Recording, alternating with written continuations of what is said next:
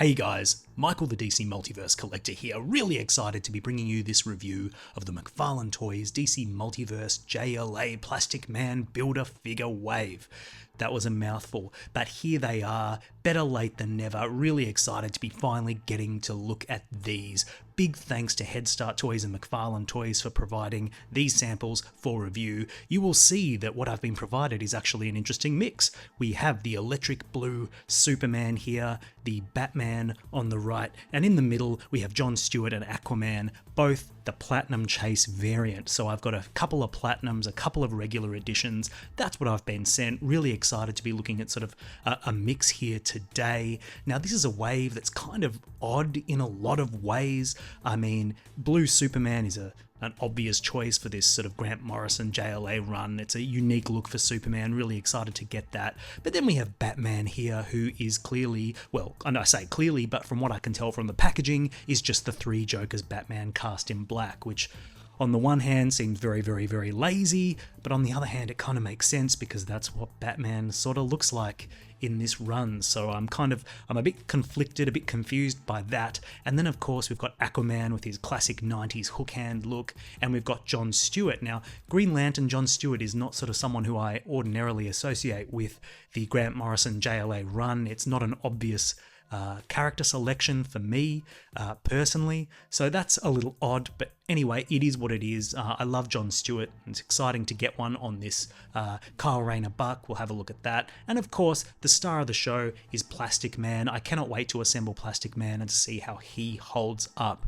So without any further ado, let's bust these figures open, have a look at them all together at once, and then we'll go one by one and see how cool they really are. So here is everything in this wave spread out all over the table in a huge mess, except for these 4 display bases, which I'm not going to spend any more of your time or my time talking about. I turned 40 this year, life is too short to be talking about those display stands.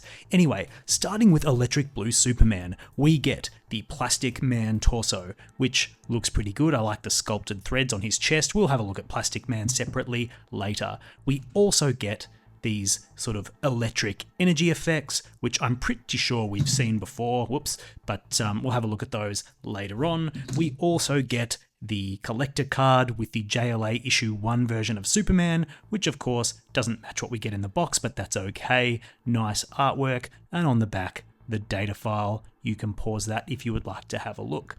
Moving on to Batman, we get a whole bunch of stuff with Batman. Now, interestingly, it feels like Batman got the lion's share of accessories, particularly compared to Aquaman, who got nothing. Say what you will about Todd's favoritism towards Batman. I suppose he thinks that most people are going to buy Batman more than any other figure, so let's give them all these little extra pieces and really incentivize them to get the rest of the wave. Maybe that's the thinking, I don't know. What we do get is this grapnel gun. Now, I'm pretty sure we've seen this before with 3 Jokers Batman. Correct me if I'm wrong, but yeah, there it is, grapnel gun. Pretty basic, seen it before, still nice to get something. And we also get 2 bendy, stretchy, plasticky arms for Plastic Man, one with a loop-de-loop arm, which is kind of cool, and one with a really creepy looking stretchy arm, so that's nice.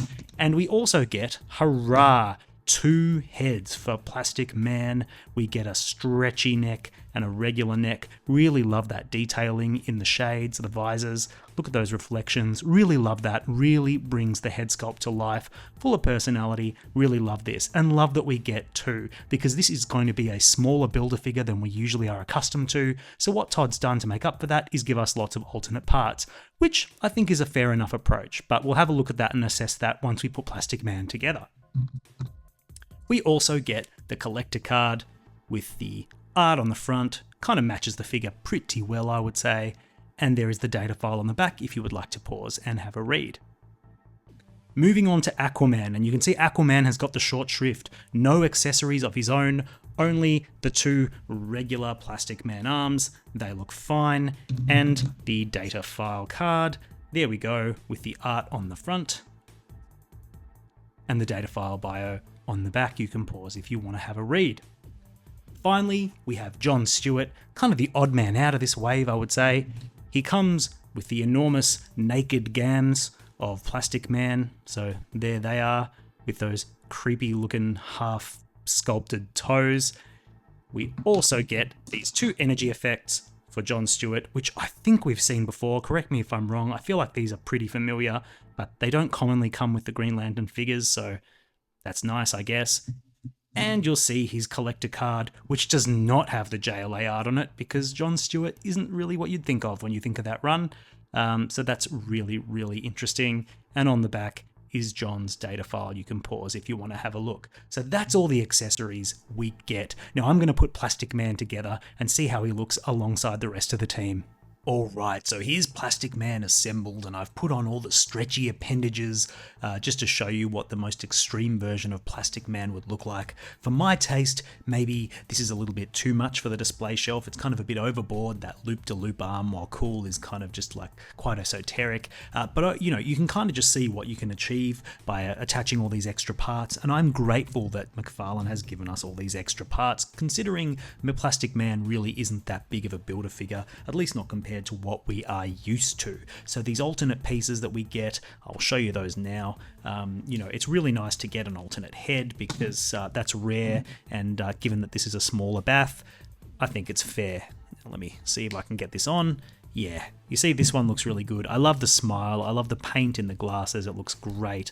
And his arms kind of just pop off like this, and you can just pop in the alternate arm. And now I'm showing you all live how weak I am. Okay, it took me way longer than it should have to attach this arm. They're really quite stiff to get in that socket, but you can do it. And as you can see, I think he looks better when you kind of just limit the stretchy bits just to like one appendage. And yeah, Plastic Man is clearly the highlight of this wave, in my opinion. At first I thought he used the Blue Beetle Booster Gold body buck, but he doesn't. All this is unique sculpt. I love the raised stitching there. I like the topography on his diaper piece. It looks really good. It doesn't quite match up at the seams, and you'll see on this side it's really egregious how it doesn't match up, but you never really see the figure from that angle, so I'm not too concerned. He largely is molded plastic. There's not a huge amount of paint here. Most of the paint's gone into this gorgeous head sculpt with the wash in the hair and the glasses, and the teeth look really good.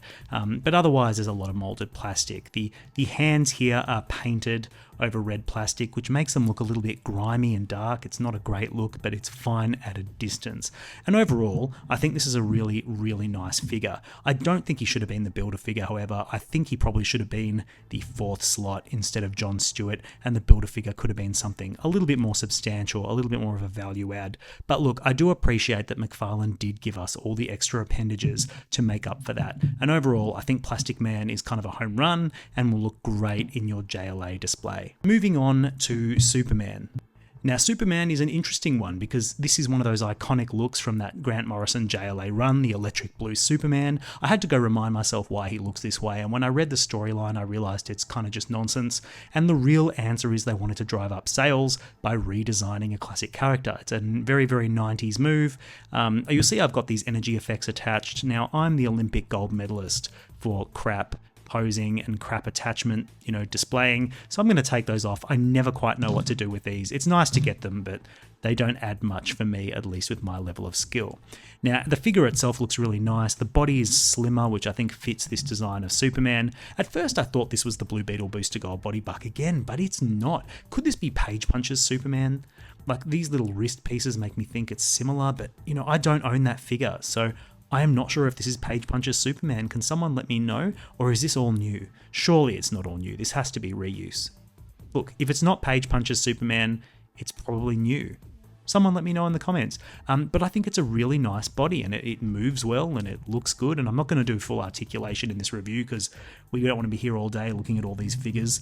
Yeah, I mean, it moves well, it looks good. One thing I will say is the topography for the logo here is very, very crisp and very, very nice. But the paintwork here, you know, among the upper torso, the neck, looks a bit splotchy. The white doesn't look good. It's thinner there, thicker there. The butterfly joint hole filler piece, whatever you call it, this ring piece, is painted, and it feels really chalky and like there's just lathered up with paint. It just doesn't feel or look good. So the way the white paint has been applied on this blue plastic kind of leaves a lot to be desired. It kind of just feels like, I don't know, like liquid paper. Like, I don't know how to describe it. It just doesn't feel or look that good, except for on the chest here. On the diaper piece, it looks really, really good. The lightning strikes down the legs look pretty decent. They don't, you know, there's not too much patchiness. From behind, it looks good. I like the way the white continues around the waist. That's nice. And the logo is on the back as well. And now, I think the head sculpt is just great, both in terms of the sculpt and the paintwork. It's full of expression. It's got a wash in the hair. Really, really nice. You'll see that mine here is a little bit splotchy, but your mileage may vary. So at a distance, I think he looks excellent. And what I really appreciate about this figure is it's just going to stand out amongst your other Superman figures. People will look at it and go, you know, who's that? What's that? And go in for a closer look. And I think it's just a really striking design for Superman.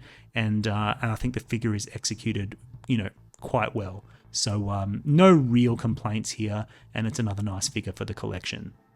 Batman is definitely the sort of weak link of the wave in terms of, you know, excitement, because we've had this figure before. This is Three Jokers Batman through and through, and that figure was not one of my favorite Batman figures. I know people disagree. I've always found this figure kind of really, really long in the legs and, you know, squat in the neck. Like his neck isn't quite long enough, but his legs are too long. He just doesn't look heroic to me. I don't know. I never loved it. It's not a bad figure, and I know lots of people like it, and it's essentially the same figure. If you didn't have that original Three Jokers, this is a pretty good one. And in terms of, you know, a likeness to the JLA Batman, it's okay. Like, it fits. The black paint is kind of nice. The logo's good. The belt's good. It does everything you need it to do. I kind of wish they just gave him at least a unique head. This is a good head sculpt. I think the weathered look on the texture on the cowl looks really, really good. But they could have maybe given us a new head sculpt for JLA Batman, like some slightly longer ears, maybe just a different expression. Would have just made this a bit more exciting, because as it is, there's not much to get excited about. And in terms of its movement, I'm not going to go over it. We've seen that Batman quite a couple of times, quite a few times. But what I will say is it comes on that standard neck joint where you sort of articulate him at the neck, and it results in this huge gap between the neck and the torso. We've seen that a few times now, and it's got to stop. Like McFarlane, that ain't good. It's not good design. That is hideous. Stop doing it, please. But yeah, overall, it's not bad. I like how there's sort of a slight blue wash in the cowl, in the gauntlets here, in the boots. It kind of just breaks it up so he's not all black. But still, this is very, very boring. And when you're paying all this money for a new wave to get a Build-A-Figure, you don't want to get a figure you've already got. And I know a lot of people will already have this. So it's acceptable reuse. It's not egregious, but it's not good, and I don't want to condone it. So yeah, that's Batman. He's fine, but kind of annoying. Moving on to Aquaman. Now, Aquaman's an interesting one because this is the Platinum Chase variant, and quite clearly it's the inferior version. I think the regular version looks way, way nicer. He comes with silver paint for his upper armor here, and the legs are in a darker metallic green that just looks way better. This just looks like a fluoro highlighter nonsense. I don't know, it's fine. And what's annoying about the Chase variant is that the figure itself is actually really, really cool. Like, I love this hook hand. It's that classic 90s design, and this is sculpted really nicely. I like the way it's cast in this gold plastic. It's got a little bit of scuffing and weathering on it, so it kind of looks the part. And you know, I really love the sculpt on the upper armor here. I wish this was silver because it would just look so dynamic and cool. You know, we've seen these legs before with the fins. This is the Endless Winter Aquaman legs, and the belt's the same. I'm pretty sure the torso is all new, the bottom torso and the top torso, and the head, believe it or not, is new. It doesn't look new. It looks very similar to Endless Winter Aquaman, but it is different, and I think this is one of the best Aquaman heads they've done to date. The hair looks great, the beard looks great, and the paintwork on the eyes is great too. I just think it's a really good Aquaman head, if you like that sort of 90s, more rugged Aquaman. Really, really solid stuff. So look, the Platinum Chase paintwork aside, this is a baller Aquaman figure, and we've got a lot of good Aquaman figures in this line at the moment. So I think if you love this 90s look, this is going to be the way to go. It's got all the articulation you'd expect at the diaphragm, at the waist. Good arm movement. The head is sort of a bit restricted by the hair, but you know that already. You've seen that a million times. The legs we've seen a million times. They're the same as Endless Winter Aquaman. So look, it moves great. It looks good, particularly the regular version. It comes with that classic cool hook hand, which is nice. Not much else in the way of accessories, but like a solid figure, you can't complain about it. Even the Platinum Chase, I think over time, this will grow on me. So Aquaman is definitely a winner. Now, moving on to John Stewart. This is an interesting one because I don't think John Stewart belongs in the 4th slot on this wave. It seems like a really weird way to give us a classic John Stewart. This is the Platinum Chase variant. It's in his Mosaic costume, so instead of the classic Green Lantern emblem there, this Platinum Chase has this sort of white symbol on the front. I actually think it still looks really good as a classic John Stewart, so I'm not too mad about it. I think this is a nice one.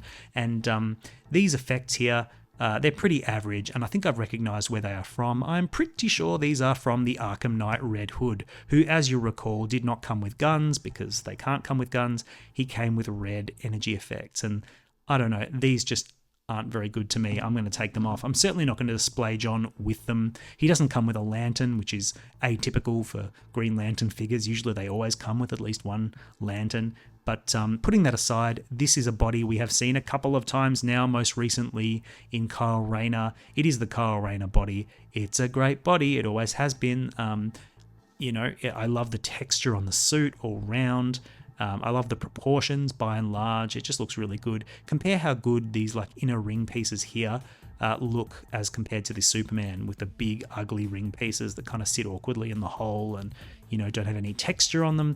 These are textured, they're sculpted, they fit really neatly. You still get that backwards and forwards movement at the joint, but they just look so much better. So when you're looking at a figure like this that we've seen a million times before in its sculpt, really what is there to look at? It's the paint job, which in this case looks excellent, and it's the head sculpt. And again, this is a great John Stewart head. I really love the hair. It's a bit longer, a bit more sort of retro looking. It's got a blue wash in it, which I really, really like. And I just really like his expression. I think the paint job, the expression is top notch. It's one of the better head sculpts they have done, and I think they've nailed it. Really, really good. It's stoic, but without being boring. I like everything about it. So if you're after a classic John Stewart, definitely this is a great way to go about it. And I'll compare him against the more modern John Stewart later so you can have a look. But for my money, this is the best John Stewart that McFarlane Toys has released to date. So yeah, a winner, even if I'm not sure he deserved that 4th spot. So to start off our comparisons, I thought it'd be interesting to take a look at Plastic Man alongside a figure I got recently, being the Jada Toys Street Fighter 2 Dulcim. Now the obvious reason for comparing these two is that they're dudes who can stretch their limbs very, very far, so that's obvious, but in terms of their toy factor or toyeticness and playability, I thought it was really interesting to see what Jada did with Dulcim and kind of the missed opportunity that McFarlane had here with Plastic Man in not giving him bendy limbs. Now Dulcim here came with not only a full set of regular arms and regular legs, but a full set of bendy arms and bendy legs. You'll see here I've put 2 on him because I don't like to overload on the plasticky bendy stuff, but look at this. Look at the expression you get with this. It bends really well, it holds its shape, gives you so much posability, so many options. You can bend it any which way, whereas Plastic Man here is very limited. It's very stiff, doesn't move, no articulation, you're stuck with it. So compared to what Jada is doing, I think McFarlane has some room to improve. I like that. Like, it gives McFarlane an opportunity to see what the competition is doing, and maybe in future we get something with bendy arms. Plastic Man would have been a great first salvo in this regard, but yeah, it's not the end of the world, but yeah, I just thought it was an interesting comparison to see what else is going on in the industry. Jada Toys killing it with this sort of thing, the playability, great stuff. For the next comparison, I thought we'd have a look at Electric Blue Superman next to the Collector Edition Return of Superman, Superman Chad, or Chad Superman, or whatever you want to call him. Now that was on the Dark Knight Returns Superman body buck, and the reason I thought this was a good comparison is because this mulleted Superman really evokes the style and feel of that JLA Superman, and certainly you could imagine in another world a very similar Superman to this would have taken the place of Electric Blue. I'm glad we got the Electric Blue version. I think that's much more interesting and dynamic and creates for a more varied collection. Makes for a more varied collection. So yeah, that's where I sit on it, but that's where these two look together, and you'll see that Electric Blue Superman is much more thin, athletic, agile looking than the steroid Chad Superman on the right. Next, we have the JLA Batman alongside the Michael Keaton Batman from the Warner Brothers movie Six Pack. Really don't know why I'm comparing these other than the fact that they're both all black with the yellow bat symbol and the yellow or gold belt. Other than that, there's really nothing tying these two together. I think they look really, really nice. I think the Michael Keaton Batman is the way superior figure. It's not without its problems, but I really love the cloth cape, and I just like the dimensions, proportions, and overall look of that figure more. So yeah, it is what it is. Next, we have the JLA Aquaman alongside the Endless Winter Aquaman, and you can see here what is borrowed and what is new. They have the exact same legs, the exact same diaper piece, but a completely new upper torso, which is nice to see. And unlike what I said previously, it is actually clear that they share the exact same hair sculpt, but a completely different face sculpt. So I thought it was completely different, but no, the hair is the same. But if you have a look here, you'll see that the hair on the JLA Aquaman is painted so much nicer, it looks way better, and the facial detail on the Aquaman from JLA is just so much better than Endless Winter, much better look. So overall it's a superior figure. Let me show you what a head swap will look like. Alright, so that actually doesn't work at all. I haven't put these heads fully onto the pegs because they're very, very tight, don't want to damage the figures, but you can immediately see that the skin tones do not match. Now this is particularly apparent on the JLA Aquaman, who's got more tanned skin. That head sculpt of Endless Winter Aquaman doesn't work. You can just about get away with this, I think, but the skin tone is in fact different if you get up close. But I think you could kind of get away with this, but this not so much. So there you go. And finally, here's the classic John Stewart from JLA against the more modern John Stewart, again from the Endless Winter Wave. Now, what I think's immediately apparent is that the new John Stewart, the classic looking one, has way better proportions. It's a more modern figure with better articulation. This early John Stewart from Endless Winter was a pretty good figure for its time, and I do like the more modern look. It's kind of cool, but no, I think if I had to prefer one over the other, the classic one gets the edge. I like the head sculpt better, I like the proportions better, I definitely like the splash of white along the gloves. If you're in the market for a John Stewart, either of them will do just fine, but I think this new classic one is definitely the way to go for my personal taste. So yeah, let me know in the comments what you think. Which John Stewart do you like best? So overall, this JLA Build-A-Figure Wave is a mixture of some very high highs and some unfortunate lows. Plastic Man just about cuts the mustard as a Build-A-Figure. He's got great alternate heads and alternate limbs. He's not that big, but he's really, really fun. Electric Blue Superman is a great addition to a Superman collection. I really, really like that design. It makes for something different. Batman, on the other hand, is very, very boring, and it feels really cheap to just chuck in, a 2 or 3 year old figure with a different paint job, especially for this premium price point in a Build-A-Figure Wave. Aquaman is great, especially the regular release. I'd recommend that one over the Platinum Chase. And John Stewart is a perfect classic Green Lantern, but I really don't know what he's doing in this wave as the 4th slot. So if you look at this as a group, an entire wave, it's not one of the better Build-A-Figure waves they've done, but if you want Plastic Man, and if you like at least 2 of the other figures, I say go for it. Anyway, if this review's been helpful, entertaining, or informative, why not give me a like and a subscribe if you haven't, it really helps me out. In the meantime, thank you all so much for watching, and happy collecting.